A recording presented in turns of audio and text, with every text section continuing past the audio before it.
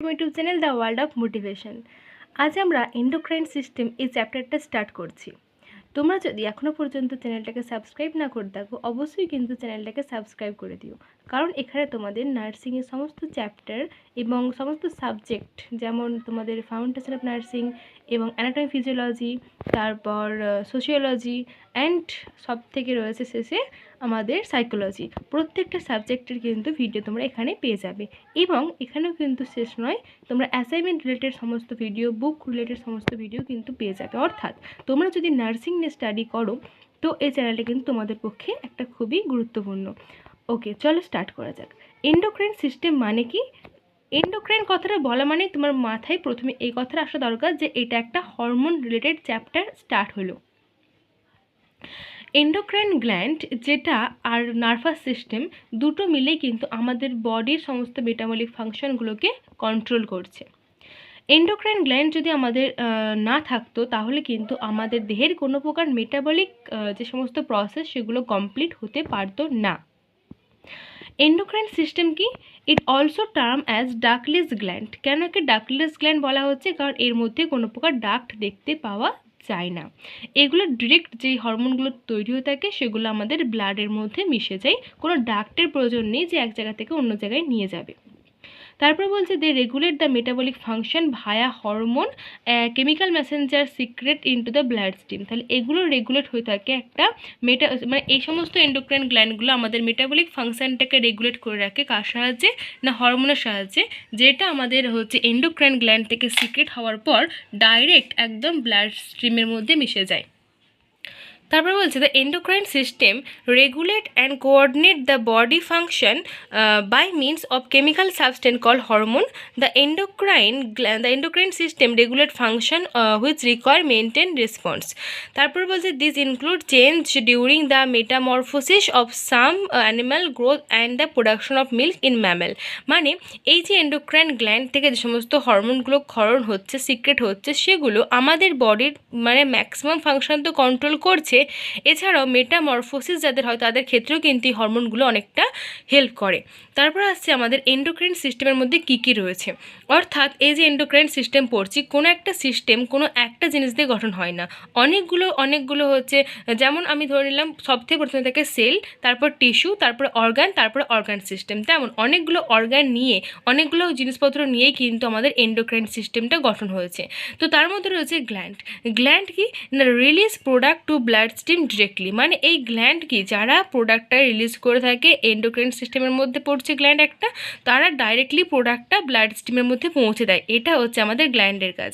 তারপর আসছে আমরা হরমোন বলছে product deliver message to body. মানে যে সমস্ত প্রোডাক্টগুলো বার হচ্ছে ওই এন্ডোক্রাইন মানে গ্ল্যান্ড থেকে, সেগুলো ডাইরেক্ট আমাদের বডির ব্লাডের মধ্যে চলে যাচ্ছে। টার্গেট সেল কি have specific receptor for specific hormone. তাহলে টার্গেট সেল হলো যে কোনো একটা হরমোনের জন্য কিন্তু স্পেসিফিক রিসেপ্টর প্রেজেন্ট রয়েছে। তো টার্গেট সেল যেমন একটা হরমোন বেরিয়ে একটা জায়গার মধ্যে আসছে, হরমোন এখান থেকে বেরিয়ে এখানের মধ্যে এলো, এর মধ্যে কিন্তু রিসেপ্টর প্রেজেন্ট থাকবে এবং এই রিসেপ্টর যেখানে প্রেজেন্ট রয়েছে সেই সেলটাকে বলা হচ্ছে টার্গেট সেল। রিসেপ্টর জিনিসটা কি, যেটা টার্গেট সেল মানে রিসেপ্টরটা হলো এক প্রকার প্রোটিন, যেটা দেখতে পাওয়া যায় আমাদের টার্গেট সেলের প্লাজমা মেমব্রেনের ওপরে। এটা এখানেই বলা রয়েছে the protein found in the plasma membrane of a target cell that recognise a specific hormone and can trigger a change in the cell. তাহলে আমি বললাম ওটাই যে যদি আমাদের যেটা হচ্ছে রিসেপ্টর থাকে সেটা আমাদের টার্গেট সেলের ওপর দেখতে পাওয়া যায় এবং টার্গেট সেলের প্লাজমা মেমব্রেনের ওপর দেখতে পাওয়া যায় এবং এটা কি থাকে প্রোটিন ইন নেচার থাকে।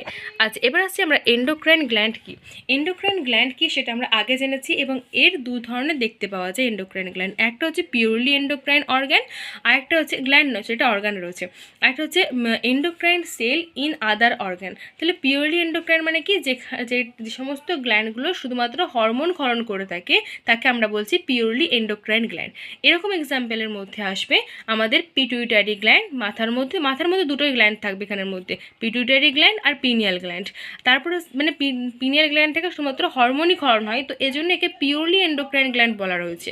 পিটুইটারি গ্ল্যান্ড থেকে শুধুমাত্র হরমোনই সিক্রেট হয়ে থাকে, তাই জন্য একে পিওরলি এন্ডোক্রাইন গ্ল্যান্ড বলা হয়েছে। তো এরকম এক্সাম্পলের মধ্যে পিটুইটারি হলো, পিনিয়াল হলো, 3 নম্বর হচ্ছে থাইরয়েড থাইরয়েড গ্ল্যান্ড হবে, আর 4 নাম্বার হচ্ছে প্যারাথাইরয়েড গ্ল্যান্ড আর অ্যাড্রিনাল গ্ল্যান্ড। এটা মনে রাখার ট্রিক্স বলছি, তোমরা মাথার মধ্যে দুটো, গলার মধ্যে দুটো, অ্যান্ড কিডনির মধ্যে একটা, এরকমভাবে মনে রাখতে পারো যে মাথার মধ্যে দুটো রয়েছে, থাইরয়েড, সরি মাথায় থাইরয়েড নয়, মাথার মধ্যে হচ্ছে পিটুইটারি আর পিনিয়াল, দুটোই পি দিয়ে হচ্ছে মাথার মধ্যে, থাইরয়েড প্যারাথাইরয়েড হচ্ছে থাইরয়েডের মধ্যে চলে এলো, আর একটা অ্যাড্রিনাল গ্ল্যান্ড রয়েছে, ব্যাস হয়ে গেল।